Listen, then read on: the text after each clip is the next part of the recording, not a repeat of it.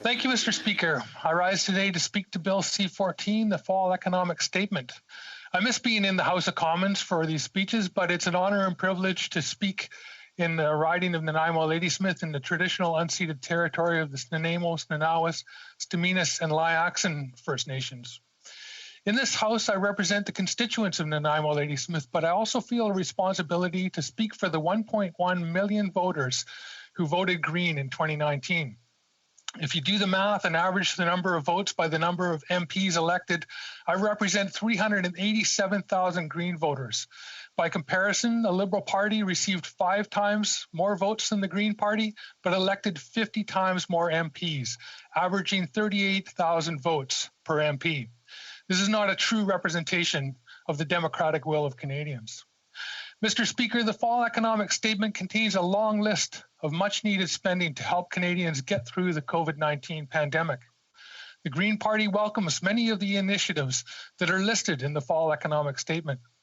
Our leader, Annamie Paul, is particularly pleased to see the government commit to exploring the implementation of carbon border adjustments to protect Canadian businesses and encourage climate action abroad. This is something Ms. Paul was advocating for. What is remarkable about this Fall Economic Statement is what is being left out.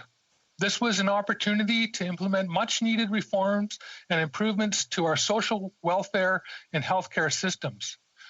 There are minor reforms to our tax system, but they don't go far enough to create more fairness in the system. There is program spending for Indigenous people, but not enough to deal with the systemic problems they are grappling with. There are minor programs to deal with the climate emergency, but not enough bold action to deal with the existential crisis.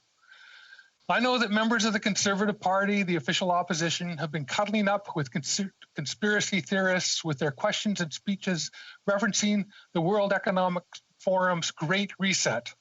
Quite frankly, the Conservatives should be ashamed of themselves. I'm no fan of the World Economic Forum and their gatherings of unelected billionaires at Davos. These billionaires talk a great game about social responsibility and protecting the environment, but while they continue to press governments for more tax cuts for the wealthy and less regulations for corporations. It's not a conspiracy theory, it's unfettered greed in action. The Conservative agenda has been much the same as the World Economic Forum agenda all along, tax cuts and deregulation while pretending to care about working people. When Stephen Harper was the Prime Minister, he spoke at the Davos conference several times, including the 2012 meeting, which planned for the so-called Great Transformation. Same agenda, different title. Canadians deserve better. It's time for bold action. It's time for a guaranteed livable income so we can eliminate poverty by creating an income floor under which no Canadian can fall. It's time for universal pharmacare to complete our universal healthcare system. We are the only country with universal health that does not include universal pharmacare. It could save us billions in healthcare spending. We also need to fund proactive therapies, treatments, and programs that keep Canadians healthy and include these in the Canada Health Act. It's time to fully include the mental health care services and counseling under the Canada Health Act. We need more than half measures to deal with the mental health crisis in our communities. This is particularly true as we near the 1-year anniversary of pandemic restrictions. It's time to fund universal childcare and early childhood education. This is especially important to ensure that women can regain the ground they have lost in the workforce as a result of the pandemic. We need to increase funding to deal with the affordable housing and homelessness crisis, and we need bold action to deal with the opioid overdose crisis. It's time for much deeper reform of our tax system to ensure that the billionaire class, the big banks, and the multinational corporations pay their fair share and cannot use loopholes and offshore tax shelters to avoid paying taxes in Canada.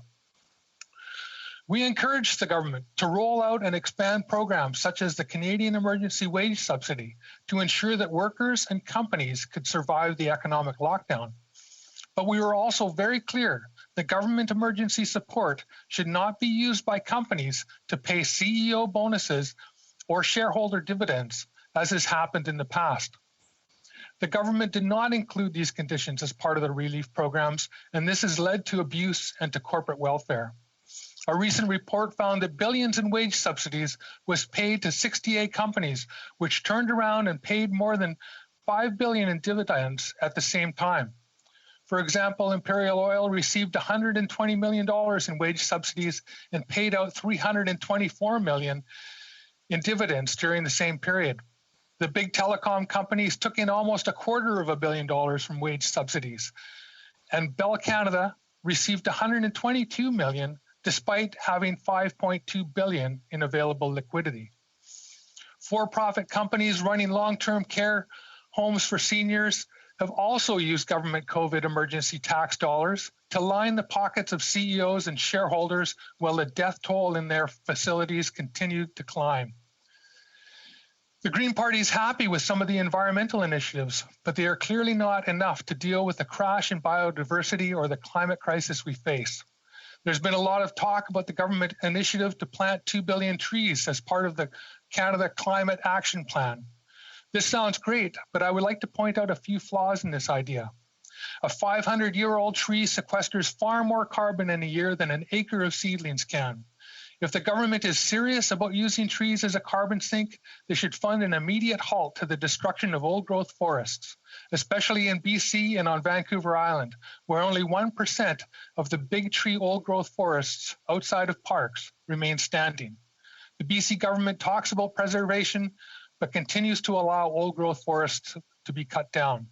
This needs to stop. Let's allocate tree funding for old growth.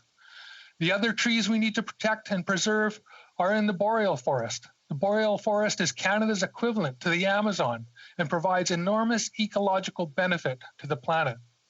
It's time to leave the virgin forests alone and preserve them.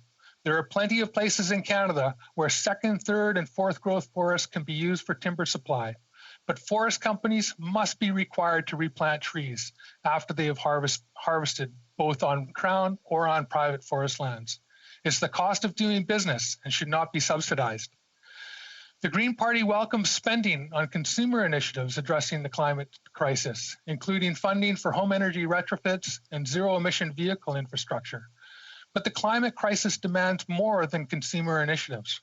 It's time for the government to take much bolder steps, starting with the cancellation of the Trans Mountain Expansion Pipeline.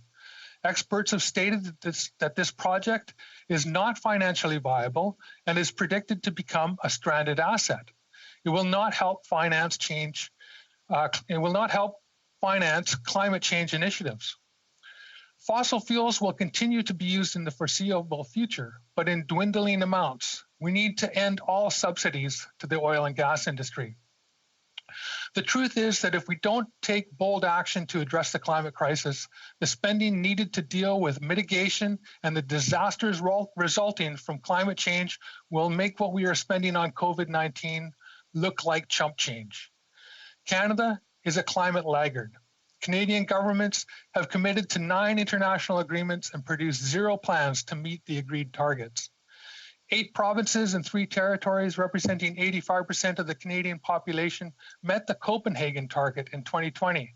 But 2 provinces, Alberta and Saskatchewan, increased emissions so much that they completely wiped out the progress of the rest of the country. Canada has the worst record of the G7 for climate action.